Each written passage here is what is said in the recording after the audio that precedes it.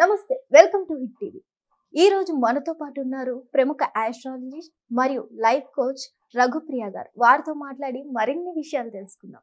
నమస్తే మేడం. నమస్తే అమ్మా. మేడం, ఇప్పుడు వరలక్ష్మి వ్రతం శ్రావణ మాసంలో ఎలా చేయాలి, అసలు ఏమేమి పాటించాలంటారు? తప్పకుండా. అయితే మనకి 2025లో శ్రావణ మాసము ఆగస్టు 8వ తారీఖున వచ్చింది. అయితే ఈ ఇది చేసేటప్పుడు ఇల్లు తెల్లవారుజామున అది అందరికీ తెలిసిందే, దాని గురించి మళ్ళా మనం చెప్పుకోవాల్సిన పని లేదు. అయితే తిది ఎప్పుడు అంటే ఆగస్టు 7వ తారీఖు 2025 సాయంత్రం 6:45కు పడింది వ్రతం చేసుకునేది. అయితే ముగింపు ఎప్పుడు వచ్చింది అంటే మనకి అన్ని సగం పూట వస్తుంటాయి. సగం సాయంత్రం పూట తగులుతాయి, తెల్లారి కూడా కొంతవరకు ఉంటాయి. ఇది మాత్రము గుర్తుపెట్టుకోండి, ఆగస్టు 7వ తారీఖు 2025 సాయంత్రం 6:45 తిది తగిలింది. అయితే తిది ముగింపు ఎప్పుడు అంటే ఆగస్టు 8 సాయంత్రం 4:55 ముందు రోజు సాయంత్రము, మళ్ళా మరుసటి రోజు 8వ తారీఖు సాయంత్రం 4:55 వరకు ఉంది. కాబట్టి మనం పూజ చక్కగా యథావిధిగా చేసుకోవచ్చు, ఎక్కడ హడావిడి లేకుండా శుభ్రంగా పూజ చేసుకోవచ్చు. అయితే పూజా సమయము ఉదయం 6 గంటలకి మొదలు పెట్టాలి. ఈ లోపల తుడుపుళ్ళు కడుగుళ్ళు అన్నీ అయిపోతాయి కాబట్టి 6 గంటలకి చక్కగా అన్నీ రెడీ చేసేసుకుని కుటుంబ సమేతంగా కూర్చుని పూజ చేసేసుకోవచ్చు. మధ్యాహ్నం ఎంతవరకు చేయాలంటే 6 నుంచి 6కి పూజ మొదలుపెట్టి మధ్యాహ్నం 12 లోపల పూజా కార్యక్రమాలు, నైవేద్యాలు, హారతులు అన్నీ అయిపోవాలి. 12 తర్వాత ఇంకా మనము పూజ అనేది ఇంకా ఆపేయాలి. చేసిన ఫలితం ఉండదు. కాబట్టి ఈ సమయాన్ని ప్రతి ఒక్కళ్ళు గుర్తుపెట్టుకుని ఇది పాటించినట్టయితే కనుక ఆ వరలక్ష్మి వ్రతం అనేది చక్కగా హాయిగా చేసుకోవడం అవుతుంది. అష్టలక్ష్ముల్లో ఒక లక్ష్మి ఈ అమ్మవారు కాబట్టి మిగతా అన్ని లక్ష్ములు ఒక్కొక్కటిగా ఇస్తారు. సంతాన లక్ష్మి సంతానం ఇస్తుంది, ధైర్యలక్ష్మి ధైర్యం ఇస్తుంది, సౌభాగ్యలక్ష్మి సౌభాగ్యం ఇస్తుంది, ధనలక్ష్మి ధనం ఇస్తుంది. కానీ ఈ ఒక్క అమ్మవారు అన్నీ ఇస్తుంది. కాబట్టి వరలక్ష్మి వ్రతానికి, వరలక్ష్మి అమ్మవారికి ఈ శ్రావణ మాసము అంతా ప్రత్యేకమైనది. ఏ వరం కోరితే ఆ వరం ఆ తల్లి ఇచ్చేస్తుంది.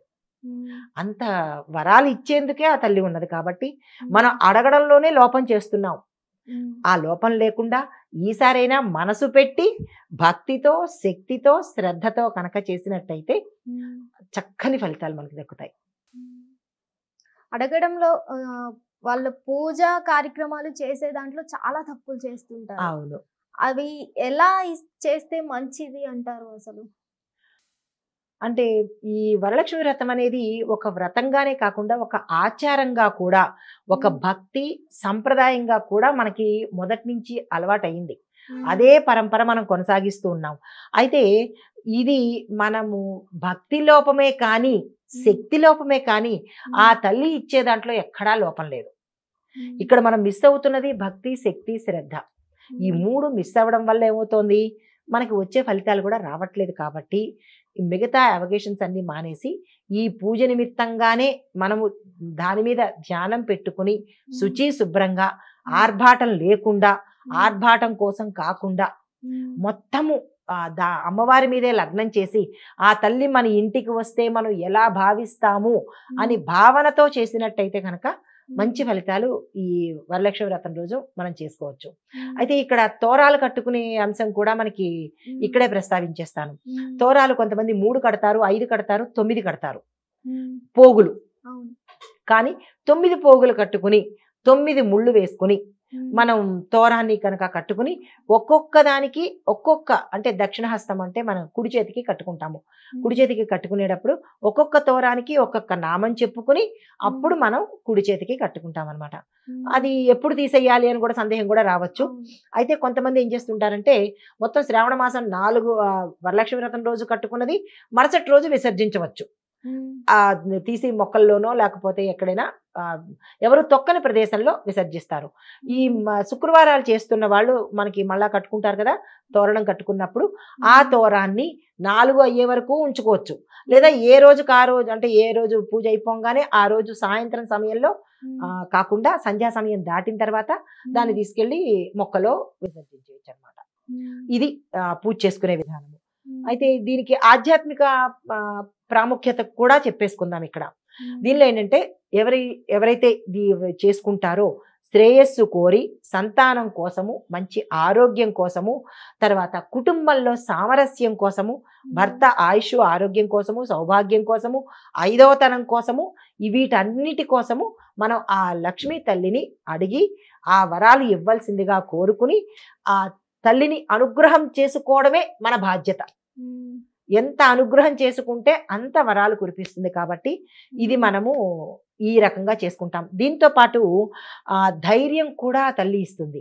ధైర్యము, విజయము, సంతానము, జ్ఞానము, ఇందాక చెప్పుకున్నవే కాకుండా ధైర్యము, విజయము, సంతానము, ఇలాంటి అంశాలు, జ్ఞానము, సంపద, ఇవన్నీ కూడా ఆ తల్లి మనకు అనుగ్రహిస్తుంది. కాబట్టి ఈ రోజు మనము ప్రత్యేకంగా నియమనిష్టలతో చేసుకున్నట్టయితే మంచి ఫలితాలు ఆ తల్లి ఇచ్చే వెడుతుంది మనకి. చాలా మంది ప్రసాదాలు చేయడానికే టైం అయిపోయింది, పూజ టైంకి చేయలేకపోయామంటారు. అసలు అన్ని ప్రసాదాలు పెట్టాల్సిందే అంటారా, లేకపోతే ఏంటి అని? అంటే ఇక్కడ ఒక అంశం చెప్పొచ్చమ్మా. ప్రసాదాలు తయారు చేసే దాంట్లో కూడా ప్రాంతాన్ని బట్టి ప్రాంతాలకు కూడా తేడా ఉంటుంది. అందరూ ఇదే ప్రసాదం చెయ్యాలి అన్న నియమ నిబంధనలు లేదు. కానీ ఒక తీపి, ఒక కారము, అమ్మవారికి ఇష్టమైనది పులిహోర, బూర్లు, ఈ 2 చేసి నైవేద్యంగా పెట్టొచ్చు. పాలు, పరమాన్నము, ఇలాగా ఏదో వాళ్ళ యొక్క శక్తిని బట్టి, వాళ్ళ యొక్క భక్తిని బట్టి ప్రసాదాలు పెట్టాలి. ఇన్నే పెట్టాలి అని ఎక్కడ నియమ నిబంధన లేదు. కానీ అమ్మవారికి ఇష్టమైనవి పెట్టుకోవచ్చు. అయితే ఇవి కూడా మనకి ఎలా ఉంటుందంటే తమిళనాడు, కర్ణాటక, ఇలా ఆంధ్రప్రదేశ్, తెలంగాణ, ఈ ప్రాంతాలను బట్టి కూడా ప్రసాదాలు మారుతూ ఉంటాయి. ఏ ప్రసాదం అయితేనేమిటమ్మా, పెట్టడానికి కావలసిన మనసు ఉండాలి, పెట్టే భక్తి శ్రద్ధ ఉంటే ఆ తల్లి తీసుకుంటుంది.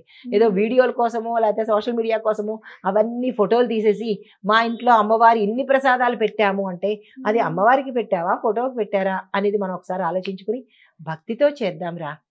ఏ పూజ అయినా సరే భక్తి శ్రద్ధతో చేసినట్టయితే ఇవన్నీ ఆ తల్లి చూడదు. ఇవన్నీ ఆ తల్లి తిననిదా, తల్లికి లేనిదా? అవునా కదా?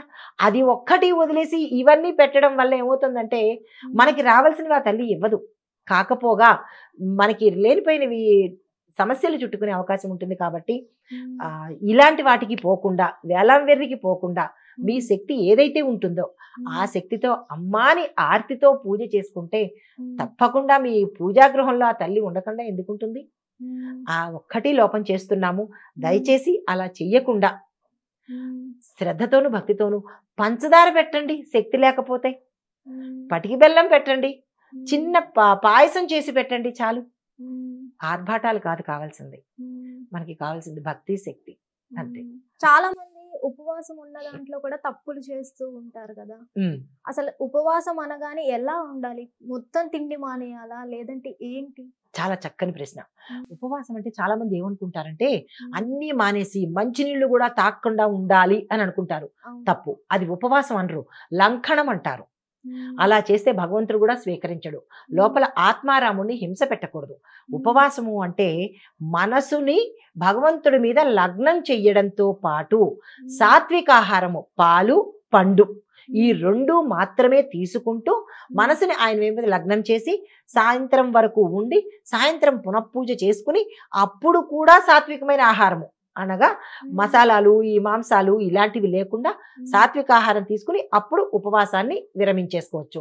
ఈ ఇందాక చెప్పినట్టుగా మనకి ఈ 30 రోజులు కూడా ఎటువంటి రజోగుణ ప్రధానమైన ఆహారాలు తినవద్దు. పులుపు, కారము, ఉప్పు ఇలాంటివన్నీ, ఉప్పు అంటే ఉప్పు లేకుండా అని కాదు, కానీ మితిమీరి ఇలాంటి పదార్థాలు, మసాలాలు ఇలాంటివి పైత్యాన్ని ప్రకోపించే పదార్థాలు తినకుండా సాత్వికంగా ఉండేది తినచ్చు.